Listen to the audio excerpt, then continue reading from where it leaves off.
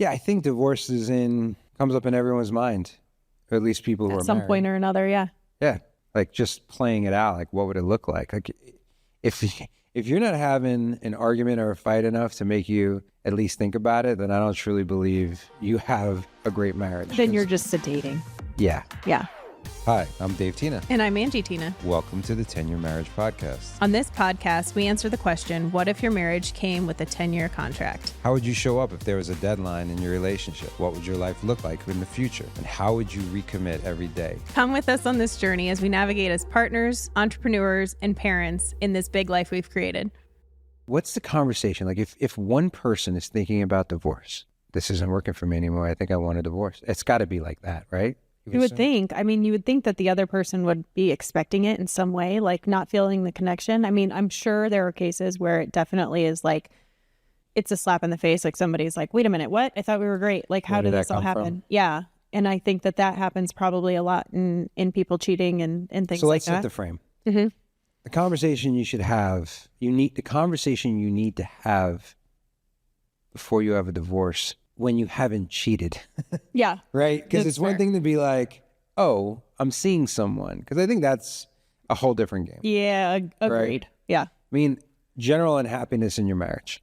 Like, I think you see this when the kids are out of school and they've moved on, empty nesters, like, who am I now? Yeah. Or maybe people worked for a long time. Now they're retired. Now they have to spend time together. And they're like looking at this relationship like, wow. Or they're newlyweds and they're like, this is not what I thought it would be like to be married. Yeah.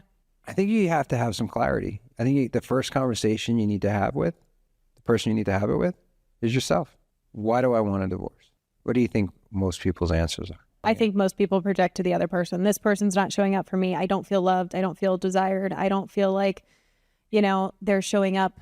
I don't feel like they care. They feel a sense of rejection. They feel a sense of abandonment, right? Because I'm looking at it like, how is my life going to be different without this other person? Because rarely is it the other person 100%. Right. Takes two. Mm-hmm. And so I think before you start pointing that finger this way, right? Yeah.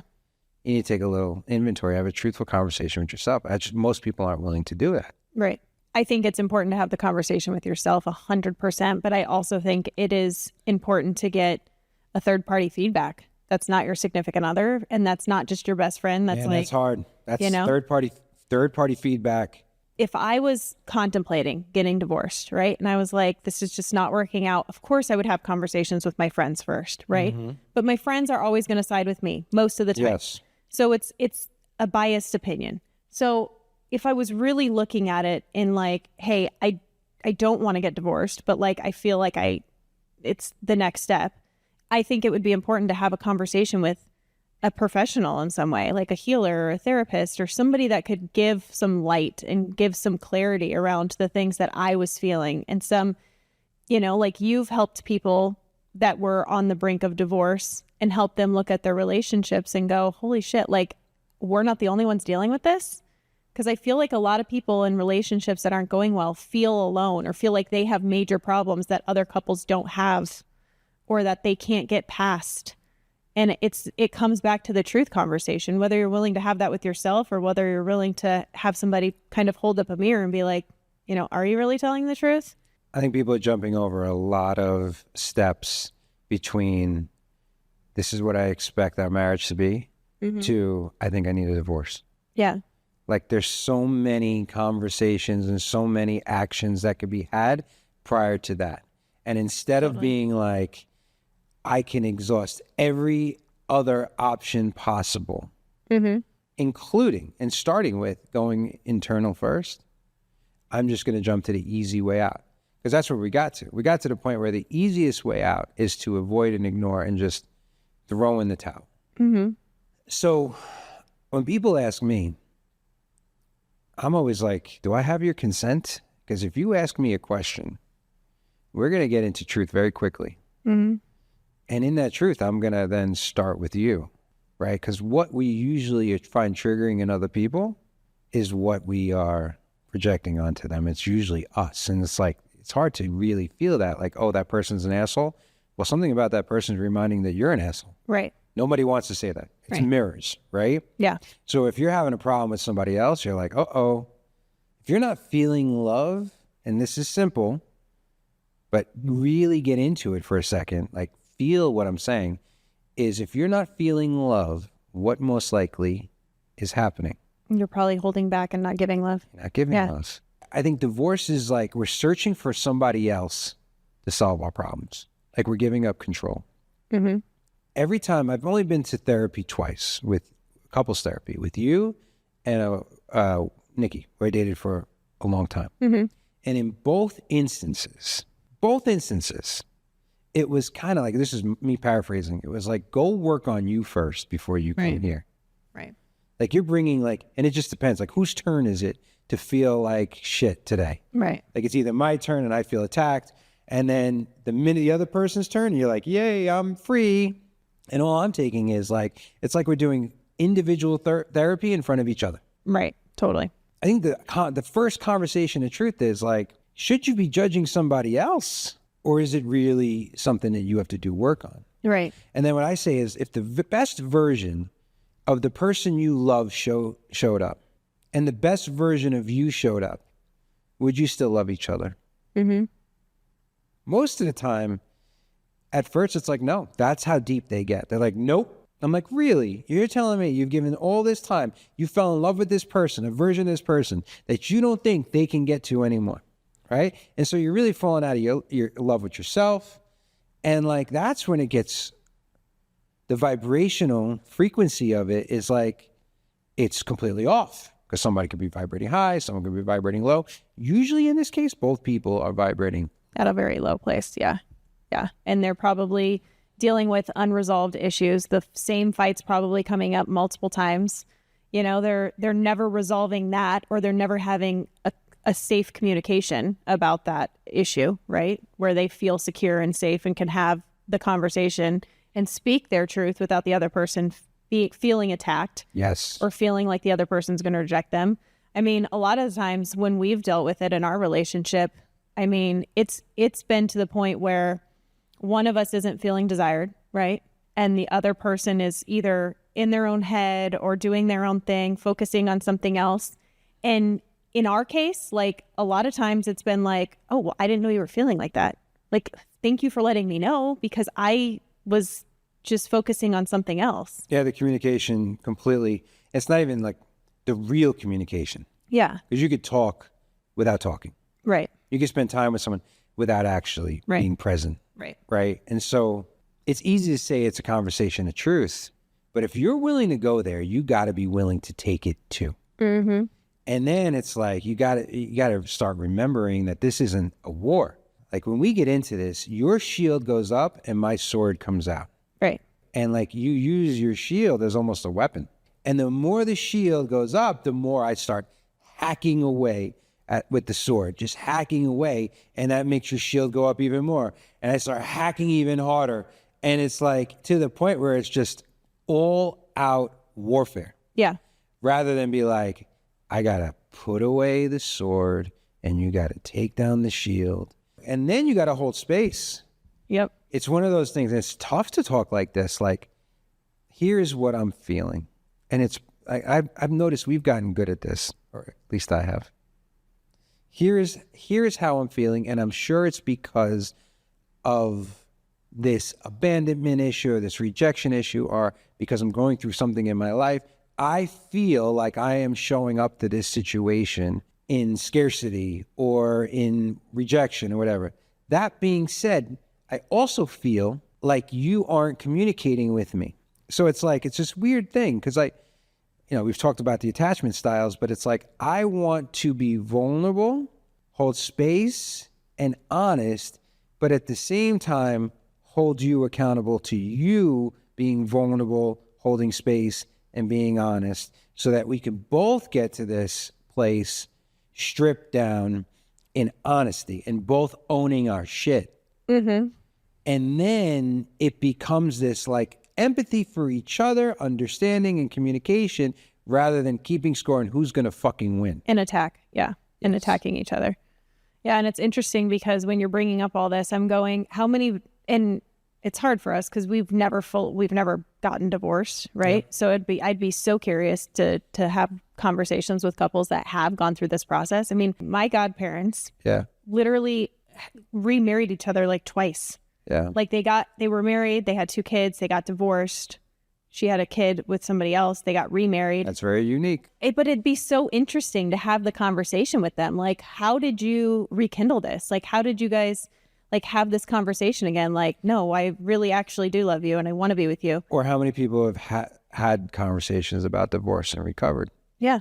I think probably a lot more than we realized. I mean, I feel like our relationship is so strong and we came close. Yeah. Right. And it was so much more than just you being mad about a vacation and me being stupid about a wacky anxiety. Mm-hmm. Like, it was deep-seated stuff. Like, you know, you for so long not speaking your piece about, you're not letting yourself enjoy the day-to-day, and you're putting all of this pressure, all of this enjoyment only into the vacation. Like, this is the only time I'm gonna let my hair down. Mm-hmm. And so then I broke your frame, versus me going like, I have this need to control and this is so new. So like the very thing that was your escape was my prison. So we were hitting, right? And it had nothing to do with the actual vacation. It had to do with us having to deal with shit in our lives. Yeah, both of us. Exactly. Yeah.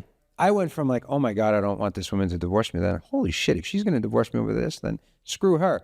And then going, wait a minute, we have to have a true conversation. Yeah. Right? Yeah. And there's this book I'm reading. It's about it's conflict. And it talks about looking at like the worst case scenario, right? Like so many people hold back this conversation for so long. So they're just building resentment and they're looking at their spouse with like disgust. They're like, I can't even look at him. I can't touch him. I'm saying it coming from a woman's standpoint, but they, instead of having the uncomfortable conversation, they're willing to go through the uncomfortableness of getting divorced or bringing up divorce or, you know, moving on with somebody else or whatever they decide to do. But it's almost looking at it like if you're willing to go through that uncomfortable life cycle of being divorced and going through that whole process, especially with kids, then you should be able to hold that uncomfortable conflict resolution conversation and see if it happens. And like, if it still ends up to where you can't meet and you can't see eye to eye and it still ends up in divorce, okay, fine. But how many people are holding back that integral part of that conversation in their relationship that they could just have and save their marriage? Or how many people call it separating? Yeah. Right? That in between. Yep. I think it could be, if you play with it, it could be the sexiest, most interesting thing. Like playing it out and pretending you're divorcing, going on dates and like looking at all the tension of not being together, and then or just try going out with your girlfriends and look around you and be like, God damn it, I'm so glad I'm married. Yeah, that's like, but if you're going to go through a separation or you're going to go through a divorce, like, this is the time to speak up. Yeah. Right? And that goes back to the whole 10-year marriage concept. You should be having, if you're going to re-up, it's the same conversation of should you get divorced, just in a different way. Right. Right? Right. And so I think playing it out of really feeling it, really seeing like, what would this look like? Mm-hmm. And then let me see if I can like rekindle it. Because then like what happens is, I've seen this, maybe the husband is completely asleep, doesn't realize the wife is like, I am not feeling this anymore. She finally says like, I'm serious, like you need to move out. And all of a sudden he's attuned to this woman, respects her again, sees her again, and just wants to win her over again. Mm-hmm. And then maybe they figure it out. She finally gets it, but she doesn't trust it because she's seen this game before. So has he really changed? Is he really going to see me? Yeah. Right? And then continuing that on. Right? And so it forces someone to be like, wait a minute, see me. Mm-hmm. And I think that's the duality of this conversation. Owning your side of it, giving, and maybe the husband or the wife doesn't see that the other person's trying. Maybe they don't see like the negligee they put on or the toy they buy or the attempt to go on vacation. Maybe they're just so gone, like they could put in all of the work and it does not matter until the person finally calls their own bluff and goes, I'm done. And it takes them everything to get to that point, and the other person goes, wait, it can't be too late. Right. And unfortunately, sometimes it probably is, you know? But that's why it's so important to just have these conversations up front and just be like totally fucking vulnerable and honest and just be like, here it is. This is how I'm not happy. Speaking of books, crucial conversations. Like how many times are you allowing the thing to happen without colliding? Right. And not colliding in war, but colliding like, no, we're going to talk this through. We're going to try something different. We're not going to let this drift and leak and accept the fact that it's going to be work. The best relationships are the ones you work the most at. Totally. The best bodies are the ones you work the most. The best businesses are the ones you work on. You got to work on this. You're not just going to be like, oh, we're married and everything works out perfectly. And it's going to be messy either way. Yeah. It's going to be messy trying to make it work and doing all the things that it takes to make a marriage work and the work on yourselves and the work together. And it's also going to be messy if you get divorced and it's going to suck. So either way, if it's going to like be difficult, like you have to have that conversation with yourself and be like, do I even want this? Do I want this relationship? And do I see myself in the next 10 years with this person? So, I think then is disingenuous as hell. The escape. Usually I feel like the woman's good at this. And this is probably over stereotypical. I'm ready for all the backlash in the comments. Yeah. Like you start getting your shit together. You get in shape even before you get divorced. You start really putting it all together. And then you just go drop the bomb right when you got it like on point, right? Rather than give the other person. That's probably how I would do it if I was doing it. And it's so unfair because it's like you're not even giving the other person to like a chance to step up, It's like, you fucking plotted this? Like, are you kidding me? Mm-hmm. And then at that point, it's like, all right, well, I guess if that's what I dealt with. And you can't live in that like, oh my God, you have to own it. I think even when you get cheated on, this is probably a very unpopular take. Even when you get cheated on, you're responsible for a portion of the fact that you got cheated on. Yeah, I believe that as well. Right? Because somebody who's at the top of their fucking game and who's attracting and growing, the likelihood of them getting cheated on is very small. And if they're cheating, and then maybe they just don't feel like they can level up to that person and they're just deselecting themselves. Yeah, well, and I believe that a lot of people that cheat are the ones in the relationship that don't feel desired. They're sitting there going, God, I just am so lonely and I'm so alone. And then they're trying to connect with some other human. And so it turns into that. I think it's the fault of both people. It's that person not giving the other person that attention and the intimacy and the passion. And it goes both ways, It's so interesting because I coach business so often, like entrepreneurs. And when we're going through things, it inevitably comes down to relationships too. And so many people are like, especially women, my husband isn't leveling up. My husband isn't doing this. My husband isn't doing that. And I'm like, have you told him? Mm-hmm. Does he have any clue? Well, it's almost like they're leaving little breadcrumbs around for the husband to figure it out. And men do this too. Yeah. Right? And I'm like, did you give him the opportunity to rise? Like, suggest it. Did you say this is a non-negotiable? This is what I expect. Like, are you willing to have the uncomfortable conversation over and over and over again? Are you willing to just leave it all out on the table? Like, if this isn't going to work, I want to know that I've exhausted every opportunity, especially if I have kids. Yeah. So I'll be able to look in the eyes of my children and be like, I did everything I could possibly do to honor the love I have for your mother. Mm-hmm. Rather than like completely bitch out. Yeah. Right? Yeah. They haven't even had the conversation, so they don't even know. So all this is just based on assumptions, not understanding what the other person is actually thinking. So usually just two people making assumptions and then going isolation, isolation, isolation, because no one's willing to have the conversation. And then they just move further and further and further apart. Yeah. Exactly. And it just inevitably happens. So someone's got to go first. And that person who goes first, if they come swinging, better than nothing at all. Right. But if they come with... But they better expect a fight on that point. Yeah. Yeah. And if you're coming at it with love and like empathy, like we just had a fight just recently where I was so triggered and I was like, why are you, turning off? And why are you so upset about things? And then the second you opened up and talked about how stressful your day was and how all the things that you were dealing with and everything, I immediately had empathy. And I was like, holy shit, I didn't realize.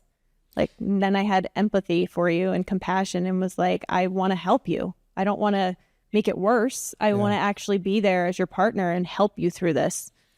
But even coming swinging, and I don't mean full disclaimer, not hitting. I mean, like, Yeah, because that's a non-negotiable for relationships. of course, I think the weakest men in the entire world, or even women, but the weakest men are the ones who 100%. get physical. Like, I will come find you if you're that person, right? Like, no good. Like, that's, I don't get involved in people's shit, but especially having 3 daughters, like, I think man putting his hands on a woman is just 100%. And if a woman's in that situation, I 100% think that divorce is the answer. And again, we're not trying to give advice, but it's that's not cool. But what I mean by coming out swinging, I mean like picking a fight, like a verbal fight. Right. And yes, love is a better answer, but even that anger is passionate. Right. You may, if you're able to potentially get there, you're going to have to break some shit to break through, right? Mm-hmm. Love is preferable, but indifference is the worst. Yeah. And isolation is the worst. So if you have to kind of like poke the bear, which that's kind of your MO a little bit. Wait, I poke your bear? You poke me as the bear. Like when you want to fight or you're not upset or you're upset about something, it's like little like boom, boom. Yeah, I do tend to do that. Right? Sure. Yeah. Where I'll do love and anger, right? I'll just blaze. I could blowtorch, right? Mm-hmm. Or I can wrap you in the love, right? Like, it's just like, am I going to pick the lock or break down the door? So the conversation you should have before you get divorced is the fucking conversation. It's more conversations. Yeah. It's talk it through because you're probably not communicating. Have any fucking conversation. Yes. Right? That's the whole answer to this entire question is what conversation should you should have any conversation in truth and honesty and vulnerability. But what do you think about this? Because you could do, like my dad used to say, and sorry, Pop, sorry, Mom, but I don't know if this is true, but my dad used to say that my mom would use divorce as like, well, if you don't do this, I'm going to divorce you. Mm-hmm.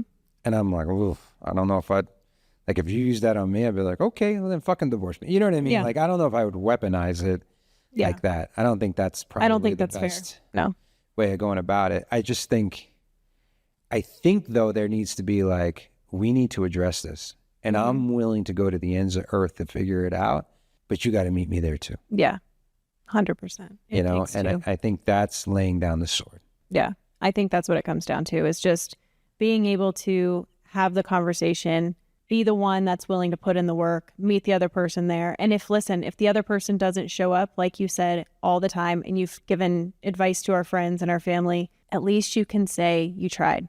And I feel like that's where my parents ended up not fully going there. They didn't try everything they could have. I think you got to get some true, hard, decent advice because I don't think necessarily therapy is always the answer. Friends are not. Like my father is a king at giving me advice with you. He always takes your side, even when you're wrong.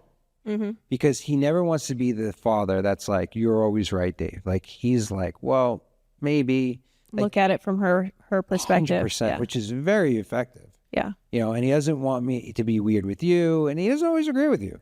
Mm-hmm. But I'm lucky that I have that. But if you have that type of person who's like, if you're asking advice from people with shitty marriages, consider the source of where you're getting your information. Yeah, I think it's important to, like, if we were, every time we came home and our kids were exhausting and we had long, stressful days at work and all these things, like maybe having that conversation in a different environment, going on a trip, going somewhere else, driving, doing something, but getting out of your everyday environment, I think is also really important because it changes things, right? Takes the roles out of the equation, the mother role, the work role, all these things, and you can have just a conversation. So the conversation that you need to have before you get divorced needs to happen in a different location as well. A real conversation that you may not like and that you may have to go through some shitty things about yourself while you're having this conversation and really open your eyes and come out maybe a little bit bruised and battered, but stronger for it. And on the other side of every hard conversation is a stronger relationship. Yeah. If you're willing to go there. So the challenge to all of you listening to this right now is, what is the conversation that you need to have that you've been putting off? And then the follow-up is, are you willing to have it?